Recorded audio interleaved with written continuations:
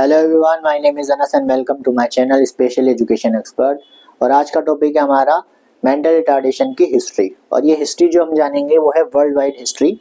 तो world wide history में क्या क्या हुआ, क्या क्या रहा, इंपॉर्टेंट टॉपिक्स देखेंगे, यानी इंपॉर्टेंट पॉइंट्स जो होते हैं वो हम जानेंगे सिर्फ। उसके अलावा बाकी हिस्ट्री को हमें नहीं पढ़ना है, वो किसी काम की नहीं है, एग्जाम पॉइंट ऑफ व्यू से वो ज़्यादा इंपॉर्टेंट नहीं है। जो नॉलेजेबल है वो मैं आपको बता देता हूँ। तो सबसे पहले अगर हम बात करेंगे ग्रीस की, तो पुराने ज़माने में जो विकलांग हुआ करते थे फिजिकली या मेंटली रूप से, वो उनको क्या कहा जाए, उनको मारने की एक प्रथा थी कि ऐसे लोग जो फिजिकली या मेंटली हार्डली किसी तरह से विकलांग है उनको मार दो, खत्म कर दो ना, क्योंकि ऐसे लोग आगे जाकर ऐसे ही प्रजाति को और जन्म देंगे। तो इन्हें मार देना चाहिए, इन प्रजाति का यानी कि इस मानव प्रजाति का यहीं पर ही अंत कर देना चाहिए, ताकि और आगे ऐसे ही ह्यूमंस ना आ जाए और हमारी जो समाज है यानी कि ह्यूमंस हैं ऐसे, वो और ऐसे ना बन सके। तो इस तरह से ये सोच थी उस समय में। तो उस समय शिशु हत्या की जाती थी, लोगों को मतलब उस समय छोटे छोटे बच्चों को मार दिया जाता था अगर उनमें कोई किसी तरीके की कोई प्रॉब्लम दिखती थी।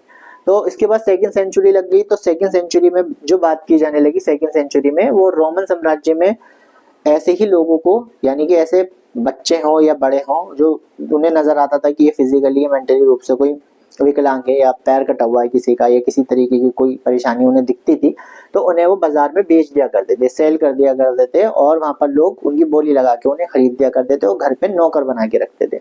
ये सब वहां पर उस समय सेंचुरी में चल रहा था। यह सेकंड सेंचुरी यानी कि दूसरी शताब्दी। 5वीं शताब्दी और से लेकर 15वीं शताब्दी के आते आते ये जो शिशु हत्या है और ये जो सेल वाला सिस्टम में बेचने का, ये खत्म होने लगा और ये कहा जाने लगा कि इनके साथ भी ऐसा मानवीय व्यवहार किया जाना चाहिए जैसा कि बाकी लोगों के साथ किया जाता है।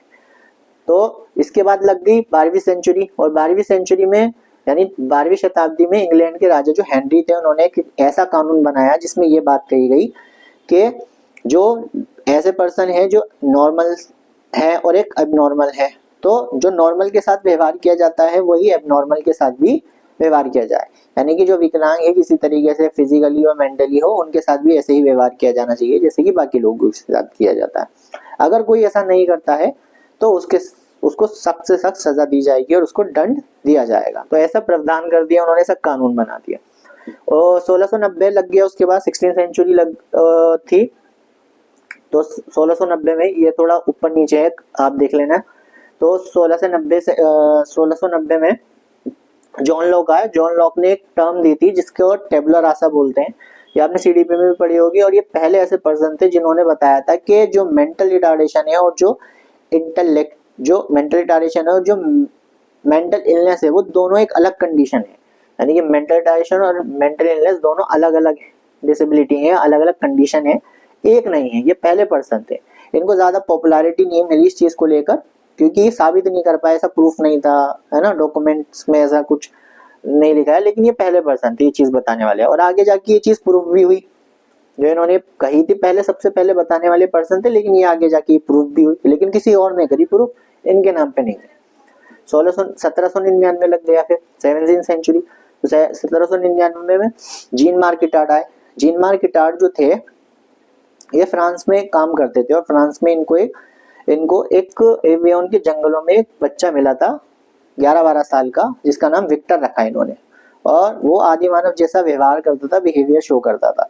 तो जो रिटार्ड है उनको एक टास्क दिया गया कि आप इसको ट्रेन कीजिए और इसको एक नॉर्मल ह्यूमन की तरह बनाइए जैसे हम आप हैं। तो इन्होंने लगभग 5 साल तक इसको ट्रेनिंग दी, और 5 साल तक ट्रेनिंग देने के बाद उसके बिहेवियर में थोड़ा बहुत सुधार आया। यानी कि उन्होंने विक्टर को डेली काम करने वाली चीजें सिखा दी थी, जो रोजमर्रा का काम है वो थोड़ा बहुत सिखा दिया था, और वो सीख भी गया था 500 में। लेकिन पूरी तरीके से वो ठीक नहीं हुआ था, कर पाए थे विक्टर को। तो ये एक चीज थी जो उन्होंने की। और इन्होंने विक्टर पे पूरी बुक भी लिखी थी, the wild boy of avian नाम की इन्होंने एक बुक भी लिखी थी। और ये पहले पर्सन थे, जीन मार्क इटार्ड जो थे वो पहले पर्सन थे जिन्होंने किसी पर्सन को ट्रेन किया था और बिहेवियर में सुधार लाए थे। तो इसीलिए इनको फादर ऑफ स्पेशल एजुकेशन भी कहा जाता है, स्पेशल एजुकेशन का फादर भी कहा जाता है इन्हें। ये आप याद रखेंगे, इंपॉर्टेंट है। इसके बाद 18th सेंचुरी लग गई, और 18th सेंचुरी में जीन मार्क इटार्ड के बाद ही स्पेशल एजुकेशन की स्टार्टिंग हो गई, शुरुआत हो गई। फिर एडवर्ड जो सेंगविन है, जो जीन मार्क इटार्डिन के स्टूडेंट थे, कौन? Edward Seguin. तो Edward Seguin Jean Marc Itard के जो स्टूडेंट थे, इन्होंने इनके कामों को आगे बढ़ाया।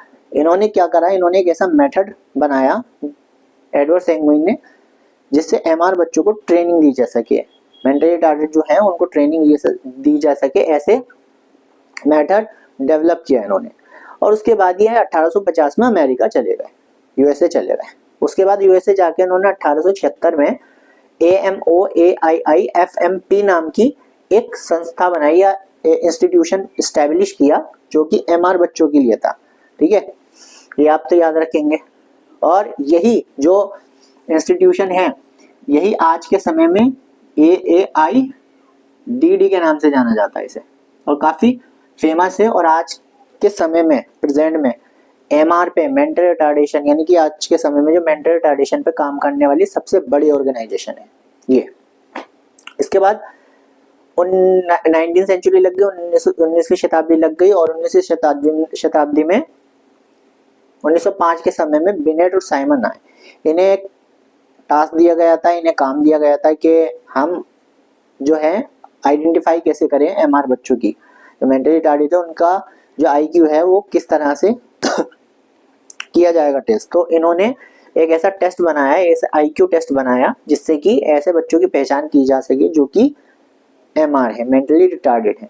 तो ये पहले पर्सन थे बिनेट और साइमन, जिन्होंने 1905 में आईक्यू टेस्ट बनाया था एमआर बच्चों की पहचान करने के लिए। तो इतना याद रखेंगे वर्ल्ड वाइड हिस्ट्री में। और इसके बाद हम जो है देखते हैं इंडियन हिस्ट्री में क्या हुआ, इंडिया में क्या हुआ, ये दुनिया भर में जो चल रहा था वो है जो इम्पोर्टेंट है। इसके बाद देखते हैं कि इंडिया में क्या हुआ।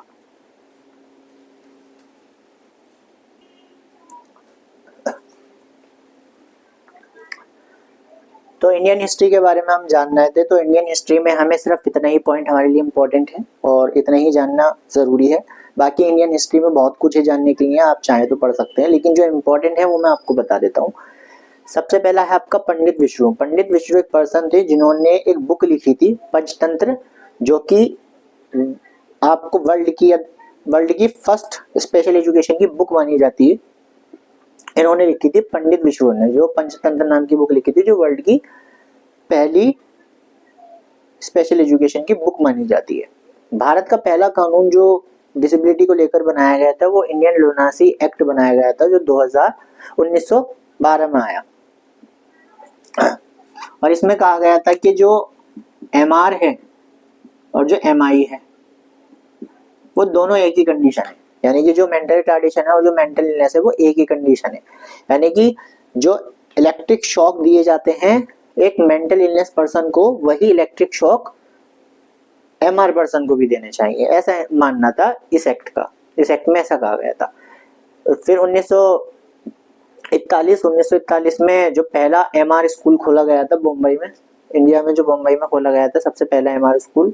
फिर 1986 में जो है नेशनल एजुकेशन पॉलिसी आई थी 1986 के समय में, जिसमें डिसेबिलिटी को लेकर सबसे पहले बात की गई थी। और इसके बाद 1992 में आरसीआई एक्ट आया था, डिसेबिलिटी को लेकर एक एक्ट आया था। फिर 1995 में पीडब्ल्यूडी एक्ट आया, जिसमें डिसेबिलिटी की बात की गई, कुछ डिसेबिलिटी को डिस्क्राइब भी किया गया। 7 डिसेबिलिटीज को इसमें डिस्क्राइब किया गया था। 1999 में एनटीए नेशनल ट्रस्ट एक्ट आया, जिसमें 4 डिसेबिलिटीज को डिफाइन किया गया था। इसके बाद 2009 में राइट टू एजुकेशन एक्ट आया, जिसमें फ्री एंड कंपल्सरी एजुकेशन की बात की गई डिसेबल पर्सन के लिए। इसके बाद 2016 में आरपीडब्ल्यूडी एक्ट आया, जिसमें 21 डिसेबिलिटीज को डिस्क्राइब किया गया। तो ये थोड़ा सा आपको बेसिक नॉलेज है इसकी इंडियन हिस्ट्री की, जो इम्पोर्टेंट है। इन एक्ट को हम अलग से सेपरेट पढ़ेंगे सारी चीज़ें, लेकिन मैं इंडियन हिस्ट्री में जो मेन टॉपिक्स हैं वो यही हैं और यही जानना इम्पोर्टेंट है। तो आज के लिए इतने ही, मिलते हैं नेक्स्ट वीडियो में। जब तक के लिए टेक केयर, गुड बाय।